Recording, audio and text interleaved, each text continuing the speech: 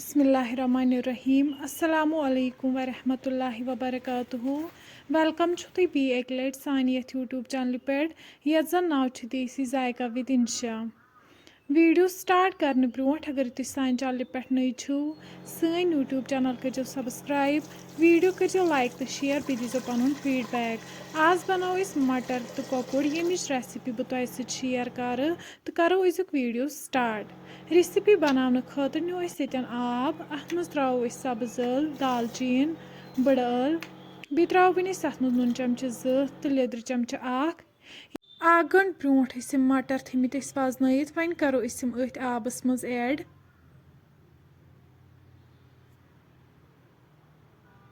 अम पे throw one अत मज रुहन बे त्रो तिल चमचे ओड अत मज अम सी यह रस नबर कह अम पे करो वन सतन लिड बंद दिमहो 2 to 3 विसल यीतिस कालस मटर सॉफ्ट गन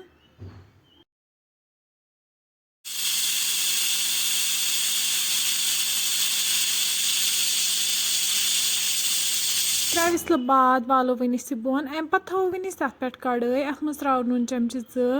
बे त्रो वन अत मज लेदर चमचे 2 अम पे करो वन अत मज कॉकुर ऐड युस गोडनेथै साफ करित थोमुत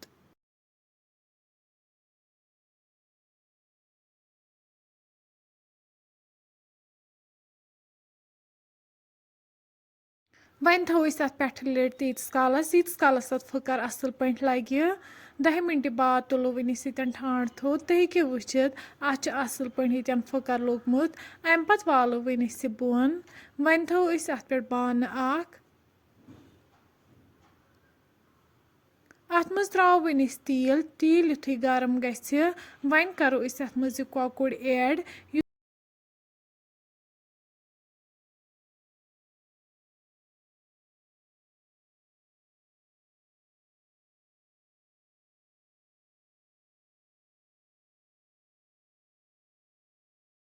तुम हेको ये वुचित कॉकुर ये असल पे फ्राई गोमुत अम पे कड़ो वन अकिस बानस मज नबर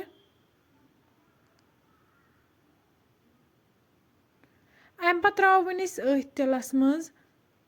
गंड यथ गोडनेथै न्यूक न्यूक करित थोमुत गंड ये असल पे फ्राई करुन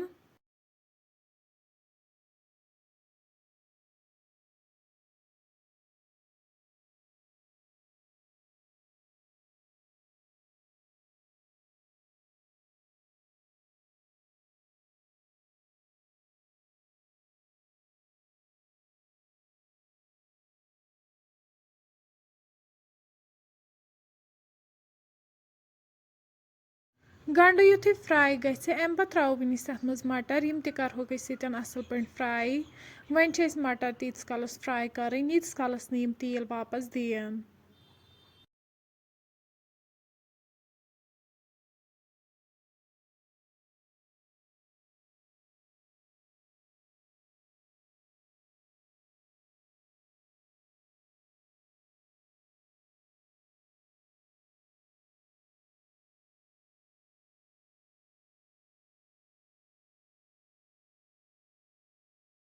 तुम हेको ये वुचित मटर फ्राई गमित अम पे त्रो वन अत मज मरचांगन चमचे 2 यम करो असल पे मिक्स यमन मटरन सत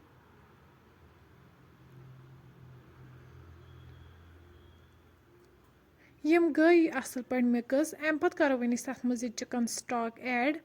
बे त्रो वन अत मज गरम मसाला चमचे 1 बादियान पाउडर चमचे 2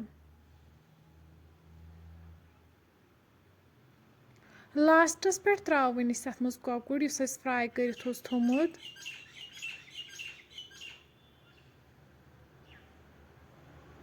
वन थो अत पे ठांड तीस कालस अमिच ग्रेवी कम गि अड़ गंट बाद वालो वन बोन कड़ो अकिस प्लेटस मज नबर माशाअल्लाह तुम हेको ये वुचित मटर तो कॉकुर बिल्कुल तैयार अम पे करो वन गर्मा गर्म सर्व बतस सत फ्रेंड्स अगर तुम सोन अजुक वीडियो पसंद आमुत सन यूट्यूब चैनल करो सब्सक्राइब वीडियो करो लाइक तो शेयर बे दीजो पन फीडबैक अल्लाह हाफिज़।